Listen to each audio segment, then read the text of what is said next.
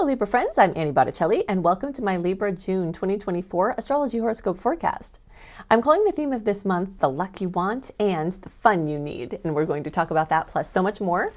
I'm going to give you the highlights this month of the toughest aspect, the best aspect, and we'll talk a little about the moons, new moon and full moon, and where the planets are moving and what possibilities are coming up for you. Remember that everything in astrology is a potential until it manifests into a material something, right? Or an inner experience or an outer experience. So what we talk about in astrology reports are the astrological potentials. And I always like to talk about also how you can work with the universe to coax those potentials into reality. So we'll do that as well.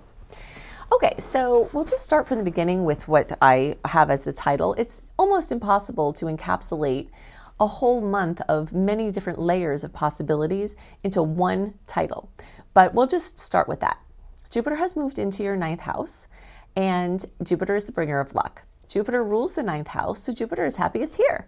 So yay, all right? So that is, that's the luck that you want. If you've been feeling down on your luck, if things have not been going your way, if you feel like you need to find a blessed four-leaf clover already, then this could be that time. So it starts in May 2024 and it goes through June 2025. I'll actually have a separate video on this. So you can either go to anniehelpsyou.com/astrology and find my player. You can find it on my YouTube channel. If you're listening to the podcast, you can scroll Jupiter and Gemini for Libra, okay? So Jupiter in Gemini is especially exciting for Libra. So I'm just going to touch on it here, but you can find that report to go deeper into it. Jupiter in Gemini is so exciting for Libra because it's a fellow air sign. Okay, so Aquarius and Libra are the ones who get the best energy from Jupiter during the time that it's in Gemini. And that's really exciting because you have a whole year of that. And again, it's going through this house of its own self, which is the house of luck. So this can definitely turn things around for you. And I'm sure many Libras, especially being in the Libra Aries eclipse cycle, you may be feeling like you could use a little luck and you can actively activate luck. Okay, here now it was one of those shining moments. I've just told you about a potential of luck. Are 100% of people with Libra placements going to go through this year and be like, wow, I was lucky? No, but you have more of a chance of activating that if you know that it's there, which is first of all why I'm telling you. If you second of all, can go into becoming a vibrational match for what it is that you want. One of the things that I'm really very much into is listen to frequencies, and you can search for luck frequencies. You can do this on YouTube, just surrounding yourself with certain vibrations that are associated with lucky synchronicities, and feeding that in helps you to reflect that out. You can also use affirmations. Yay, yay, I have luck today. That's a silly little one, but anything that rhymes. I tend to like to have ones that rhyme because then I repeat it to myself, like if I'm walking. I've been doing affirmations for a very long time, and they really have been helpful. When I think back to affirmations that I've worked on, I've pretty much been able to create all of the things that I've wanted with the help of the affirmations. So you can use the fact that you have extra luck for you to actively go for the things that you want. And what's the first step of going for the things that you want is to figure out what they are. So this is another way that you can help the universe to bring you luck, because if you are a clear channel for the universe by being sure about what you want. Libras tend to dwell in possibilities, right? Because you're an air sign, so you have things very mental up here. It's like, oh, this, of that, and you kind of work it out in your mind, and and that's just a very common thing. Or you talk about it, you talk about the possibilities, but when it comes time to doing something, sometimes it stays in the mental arena. So if you do something active with it, write it down, say it out loud, feel it as if it's already come true. You can harness the luck that's present there in excess for you to expand your possibilities. And this also has everything to do with teaching, learning, different countries, different cultures. If you've wanted to go to a different country and you would think, oh, wow, it'd be great to visit this place. During this year, Jupiter will want to do that for you. So if you then are saying your affirmation, I'm so grateful for my perfect, international trip or whatever it is, and then you start making a vision board with the things that you want, and then you're looking at it all the time. Vision boards are not metaphysical. This is one of the big messages that it's part of my mission to convey in all of my public work, is that although I love things that are considered metaphysical, it's above the physical. It's beyond, it's beyond the the mundane. And that to me is very interesting. And I think that even with everything that we know, we barely know anything compared to what there is to know. And that is true. We know that because every day we discover new things, and those things had been there all along. We just didn't know about them. So I think it's very safe to say most of what there is, we don't know yet, right? And that's kind of metaphysical energy. But some people associate metaphysical with not being practical, with not being real. And I just don't do that. I see an integration between these things. So the point is that this is scientific. It's scientific because we can see it manifest through your reticular activating system, right? This is a mechanism in your brain that, and I like to use the example of, let's say you need a vacuum cleaner repair. I've never used this particular example before, but just like the idea that you need something, right? Now, when you're looking for a vacuum repair store in your area, all of a sudden you see that there are 4 there, and you've never seen them there before. Why? Because you didn't need them. And it's your reticular activating system's job to filter out the things that are not relevant for what you're doing. But if you tell your subconscious mind, I want my vacuum fixed, right? I really need to have this vacuum fixed. And you imagine yourself having your vacuum working and you do all of this stuff. Your reticular activating system is going to archive where the places where it archived things. Oh, I remember there are all these vacuum companies here. It opens up the filter for you to see them. And this is true with everything. So there are things in your unseen realm or your lesser seen realm that are being filtered out, that if you tell your subconscious mind you want those things, it can open up in your periphery the places where those will match, okay? That's scientific. That is, in your body, it's physiological. So it's very exciting. So I know that I've gone off on a bit of a tangent there, it seems like, but it's actually completely corroborated with what we're talking about because Jupiter wants to make you more lucky. And Jupiter wants to bring you expansion of your dreams, expansion like you haven't maybe had in 12 years, or ever. So definitely use it for your benefit. Now, while we're on that topic, let's talk about the fact that not only Jupiter is there, Mercury is going to be in your 9th house of your Sag house, ruled by Jupiter. Venus will be there. The Sun is there. All of these energies are coming together and making a party there. So it's not just a long-term May 2024 to June 2025 Jupiter transit. It's, hey, Jupiter started a party, and now all of these other people, in the form of the personalities of these planets, have come in and said, hey, we're here too. So it's a perfect time to start a school program. It's a perfect time to start teaching. It's a perfect time to publish books or anything having to do with international countries or cultures or learning languages. If you have language learning goals, this month is amazing for you. And Jupiter will take this month's energy into the long term. One more point there is my favorite aspect of the whole month. I'm just going to go to that now because we're on this topic, and then we'll go to other things. June 2nd, Jupiter in Gemini, which we've been talking about, will trine Pluto in Aquarius. What? Big deal. 2 outer planets coming together. Best aspect of the month for sure. One of the best things about it is that it's in effect from around middle of May through like the 3rd week in June. It's not just on June 2nd. So you've got all of this time where Jupiter is not only doing its thing that we talked about, Pluto is here saying, I'm here with the transformation, the deep riches to join in with all of these other things that you're talking about. And then on the 6th of June, we've got the new moon in Gemini adding to the party. So this is just, it's exciting. I also get a little bit more excited about this because that's the house of Sagittarius, and I'm a Sagittarius, right? So it lights up my Saggy, excitable types of prolific expression. But we do have other things to talk about. So what happens after the planets move out of Gemini, and when we say the planets now, I'm talking about Mercury, the Sun, and Venus, because those are the short-term planets. They're moving more quickly.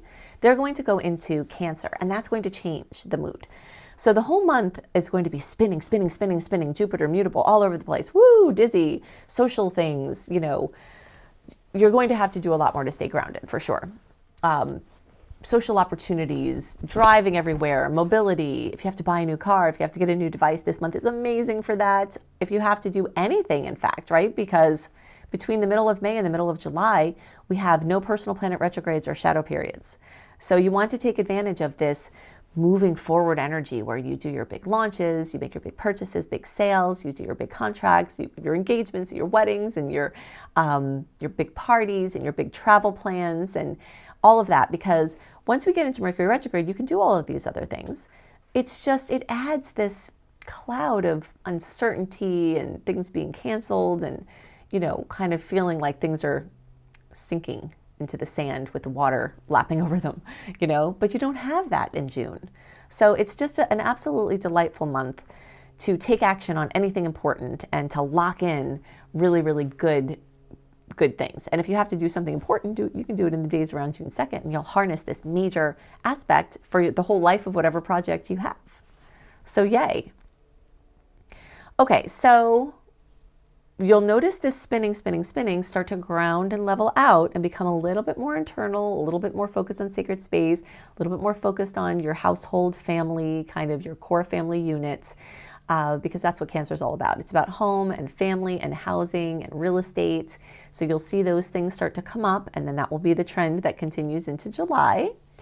And for Libra, this specifically will light up your 10th house of work and career. Parents are here in Cancer, Capricorn as well. Your inner world, your outer world, what you do in your sacred space, what you do when people can see you. You know, there's just this kind of push and pull between that energy. So it could be fantastic for work and career. And this is an amazing time to change jobs because, you know, contractually you can sign your contracts without the retrograde. You know, it's better if you have to move. You know, trying to move in a Mercury retrograde is always very difficult. So yeah, it's really exciting. And something else that's fun about this month is that we are out of the main heat of eclipse season. So June, July, and part of August, we're just in the, you know, this is just integration time. And of course, the Libras really need that, right? Because going through the Aries Libra eclipse cycle since early 2023, you're in it. You've just been, you know, March, April, May, like eclipses, big time. So you've got a little integration period. The Gemini energy also leans towards voracious learning and curiosity. So you may notice that you want to get your fingers in a lot of pudding pies. You want to try a lot of different things. And this is a perfect time to do that. It's very exploratory in that way. Your Gemini-ruled respiratory system may be under duress from you burning the candle at both ends. So just do whatever self-care practices you need to make sure to stay well. All right. So there are two other things that I really want to talk about. Actually, three other things. So one of them is that the full moon is in Capricorn on June 21st. So in the days around June 21st, we've got this fullness, completion, fruition, possibly drama for better or worse in your house of family. So this is another layer of this Cancer story, is also this, you know, this fullness, this bringing out from a quiet place out to the open, this bringing out from under the surface out into the open. That's why sometimes it can bring family dramas, because if there's something that people aren't talking about, it's like, whoop, here's the moon, here it is. But sometimes, and I've seen this happen many, many times, a full moon in a house of Cancer is something that has to do with like a really beautiful, memorable family experience, you know. So this is a full moon in Capricorn, but it's happening in the house of Cancer. Okay, now as I said, I always like to talk about the things that are going to happen, the potentials that you may see, but I also like to talk about how you can actively use this energy, because when you align with the natural rhythms of what's going on, then you can take that energy further. So when you've got fullness, completion, fruition in your house, well, in your sign of Capricorn, this can be a great time to do a professional review. So, you know, you can evaluate your current career path, see if you're going in the right direction, see if you need some education maybe, right? All that Sag energy could be great for education. So you can determine, do you need to, you know, to learn something else in order to do what you do better and earn more money, if that's what your goal is. Or do you want to train for a new vocation, and in your professional review, you figure out, hey, I think I'm going to go to school on the side for this other thing while I'm still doing this other work. So all of that is really good use of the energy. You can also declutter your workspace, which is, you know, it can be really critical. Gemini stuff might have you leaving things all over the place because everything is so busy that you're like, oh, I can't get to this now, I can't get to this now. But if you have some moments during this full moon, you may want to do that. But you can also commit to a challenge. Capricorn is the mountain goat climbing up. If you've ever seen this going on, it's crazy. I don't know how they do it, but that's the energy of Capricorn. So you can use that to have like a 30-day challenge, you know, for your wellness or for your for your business or just your self-development or for your relationship space, it's a good time to take on a challenge that is, a periodic nature. Like, I'm going to do this for this certain amount of time and commit to it for this. And that could be really good. Okay, so there is an aspect to be extra awareful and careful of this month. June 11th, we've got Mars in Taurus and Pluto in Aquarius will come into a square. Blow-ups and exaggerated and dangerous responses, violent reactions, ego conflicts, power struggles, name it. This is nasty. Pluto is the god of death, transformation and rebirth. Aries is the god of war. They come together in a difficult configuration. Really anything can happen. Now, fortunately, we can know about these things beforehand, which is why I'm telling you. And I'll give this at least a week range before and after. So June 4th through June 17th, at least, you could see some things before or after that window. And it actually happens on the 11th. So from the 4th to the 17th, the strongest are on the 11th. Just be extra careful. You may have to walk on eggshells a little more. People might be touchy. Don't antagonize someone who doesn't seem stable. Assume everybody is not stable. This is another thing that is good to do at this time. You may see like somebody that looks not threatening pass you and then they cut you off and now you honk like crazy because you're like, oh, okay, well, they're not going to do anything about it. And then they come and try to do something about it type of thing. It's a thing that it's an energy that puts people on edge. And you may be on edge more. So knowing that you are going to be on edge more, you might have to do more for your self-care, or you might have to do more just to kind of deal with getting through, It's definitely going to be a little dicey. But true Sagittarius that I am, I did not sugarcoat that. I told you it's going to be nasty. Every once in a while when I try to reframe something and say, hey, but this is what we can do with it, someone says, oh, you're sugarcoating it. It's rare, but it does happen. And it is annoying because I'm not sugarcoating it. I told you it was nasty. But what I like to do is to still put the power back in your hands instead of feeling like, oh gosh, this is terrible and now I can't do anything about it. What you can do about it is you can either make lemonade, you can be proactive and be careful, mark it in your calendar and know that it's coming. And you can also use that deep diving kind of assertive energy to do something in your inner world, like deal with anger issues, like deal with, ways that you might have been people pleasing and you're mad about it. And this is a typical human thing. Libras especially have it. I'll bring this back around periodically. Very often Libras are all about, what do you need? Let me help you with that. And it's true for you. This is just how you are. But sometimes people don't reciprocate. People sometimes aren't grateful. And sometimes eventually that will build up, and it builds up underneath the surface. So you may have a volcano that's ready to blow, but you could work with a qualified practitioner to help you safely access that and let it vent out so that it doesn't come out in a way that could be destructive. So that's a positive way that you can use this kind of, dicey sort of energy, because it can be very explosive, but it can also be very freeing. It can be very releasing. And so you can use it for release. Okay. We talked about the new moon, we talked about the full moon, we talked about Gemini, we talked about Cancer, we talked about the bad aspect, we talked about the good aspects. Is there anything else I wanted to talk about? No, I think that's it. We've covered a lot about what's going on right now and in the upcoming times astrologically, but if you want even more free stuff from me, go to anniehelpsyou.com. That is my interface for all of my free goodies. And if you want to learn astrology, click on the up level button and you can find my astrology certification course. Even if you want to learn for your own personal purposes or to help your family and friends, I can help you to do that. If you want to earn money as an astrologer, I can help you to do that. Of course, like any other education, what you do with what I teach you is up to you, but I've had many people start earning money for doing astrology within even months of doing this course. And it's very rare that you can get trained in a vocation that literally you can pay your tuition off in 12 hours of work once you're trained. So it's a really, really wonderful course, and it just keeps growing. It has over 100 modules. It's very, very comprehensive, and you get lifetime access. If you want to access my secret star portal, you can click on the upgrade button at anniehelpsyou.com. You'll get all of my content very early. Plus, you'll get my written horoscopes early, plus a lot of other info. And if you haven't joined my free VIP community, you can click on the Unleash, or you can just put your name and email address there at anniehelpsyou.com. And you can sign up and get my sweet and salty dates right up 1 month early with lots of transits and other things for you to know. You can get my free goodies, a relax, unwind, and let go subliminal to help you stay calm during tough astrological transits. You can get my 28-day virtual coaching program for free.